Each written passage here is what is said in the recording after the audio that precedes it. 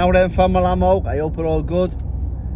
Welcome back to another video on Jazza TV. Just finished me run in Phoenix Park and I was listening to a documentary which got me thinking. It was a documentary, it'll be on YouTube somewhere. It was about Jarvis the Stair, Mickey Duff and Frank Warren and all the people who come through that time. And it got me thinking about the white collars and the amateur.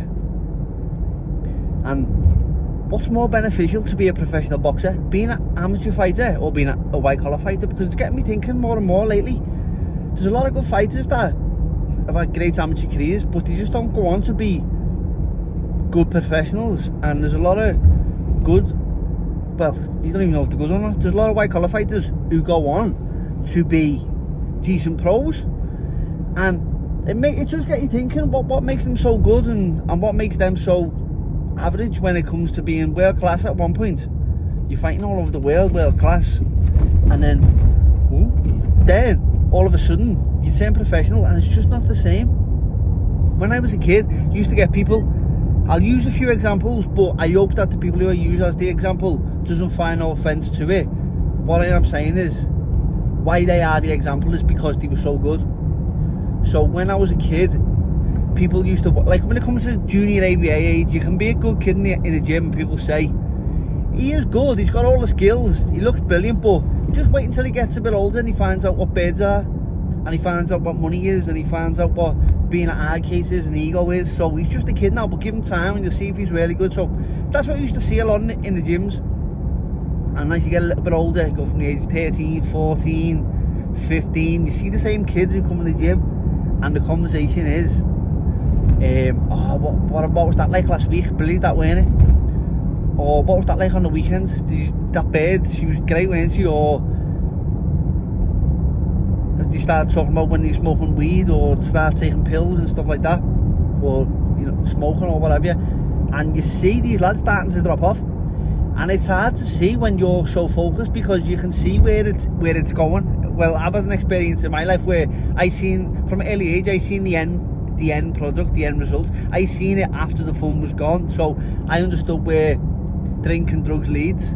But not everyone does, do they? Because they can grow up with good parents, if not good, they can grow up with clean, like parents who don't touch no alcohol, no drugs, and then they're introduced to it and think, wow, this is amazing, this is what life's all about. So I understand how a lot of people who've got the best parents in the world can go on to ruin their life, and people who've got parents who are in difficult circumstances, I can see how their kids can go on to do really well in life because they've seen, as a product of the environment, where it's going. Osmosis cause, isn't it, when you monkey see, monkey do. And so you would see these fighters. Wow, you're fucking rambling here a bit, aren't you, Jazz? You're a bit excited there, aren't you? Just enjoying the topic, aren't you? So anyway, I would see good fighters. There was one example I always thought, so the coaches would say, he's going to make a good pro in one day, but he'd be 15 years old. And I think what they were talking about is stylistically, he would be more suited to the pros. Not because he's not a good amateur, just because stylistically he looks like a pro's amateur. But that's not always the case. There was a lad called Ronnie Efron. Ronnie was fucking brilliant, honest to God. Ronnie was so good. Ronnie came to the European Union Championships with me. He had a pro style. He was from the Borshaw. Was Borshaw or Northside? They had a great gym now, great way of boxing about him, and it looked like professional boxers, but they were amateurs.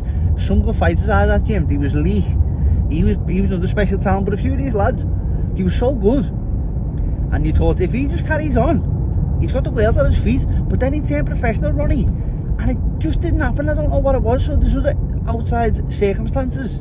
He was good enough. Not saying he weren't good enough, but there's other things that you need to consider when you're turning professional. Patience, round time, ring craft. What are you like on the blind side of the referee? What are you like when you're getting hit with a punch? What are you like physically? What are you like? What's your timing like? How do you dissect a round? You know what I mean? Do you wait for the first minute, or do you let him work and then catch up to him? What are your feet like? What's your head moving like? How relaxed are you on the inside? So all these little things, as an amateur, they don't really affect you, because you're in there for 3-minute rounds, 3 2-minute rounds, 4 2-minute rounds. That was the amateur scene back then. And it does make you think, doesn't it? Like, how just completely different these games are. You could be an Olympian and you'll win a belt. You'll go as far as a European title as a professional, because that's what promoters can take you. They can take you to European level, but they can't give you a world title. They can give you opportunities up until world level, and they can get you the right opponents. But just above that world level, anyone who's there, you can get a world title shot, but anyone who's there on merit stays there because they're good enough. And that's the ultimate thing. There's good fighters who are good enough who don't get the opportunity because they haven't got the promotional backing, but there's also good fighters who've got the promotional backing, and they're the stars, what you see. So amateur and professional for me are two different worlds, but what lies in between amateur and professional for me now is white collar. So you never see a boxing promoter in the amateur game ruling the amateur system. You see, like Frank Warren, he broke the chains on this documentary I've been watching, and other stories I've heard even come from Frank himself. He's talking about how he broke them chains of Mickey Duff, and they had a hold on British boxing.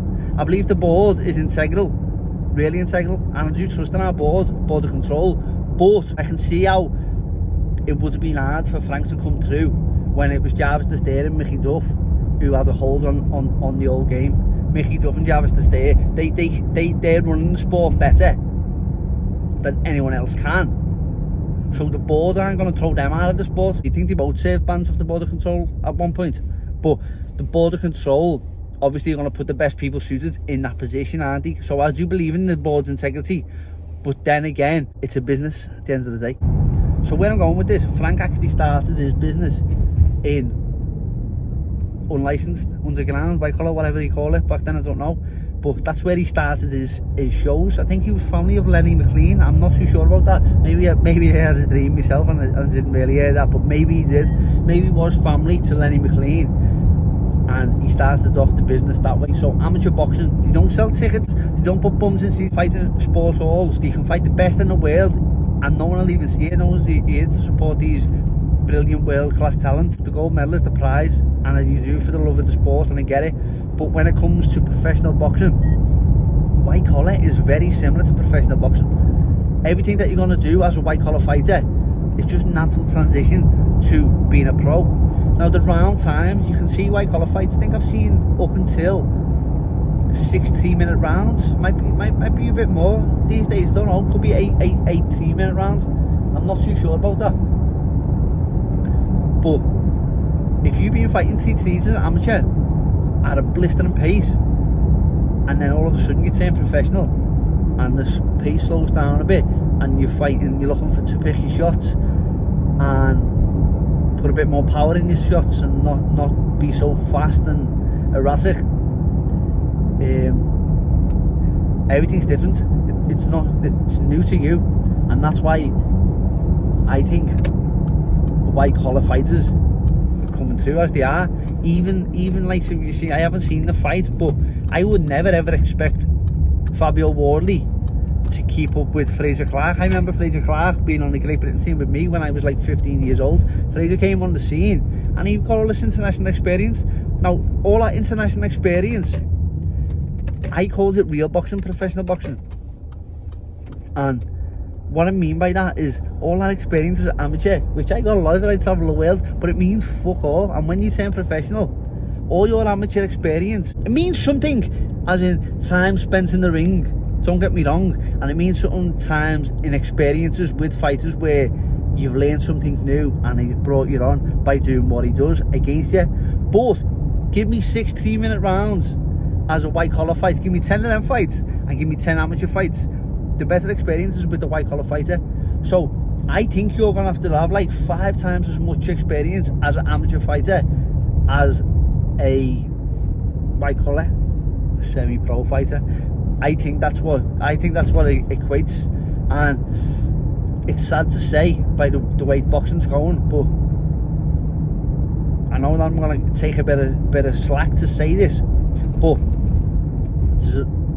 it's undeniable, and I know that a lot of fighters are giving their life to amateur sport, just like me. Now, yeah, I'm gonna give you a financial analogy so you understand what I'm saying. Everyone's good at receiving checks, but not everyone's that good at paying bills. Not everyone's good at paying bills on time. Not everyone's good at meeting deadlines when it comes to business. So, just like in boxing, it's good giving it out, but when it's time to take some back, not everyone's the best. And that's what separates the good from the bad, in my opinion. Your mentality when things are going wrong. You don't have to experience this as an amateur. But let me know what you think. What do you think as an amateur fighter and a semi-pro fighter? What gives you the best experience when it comes to turning professional?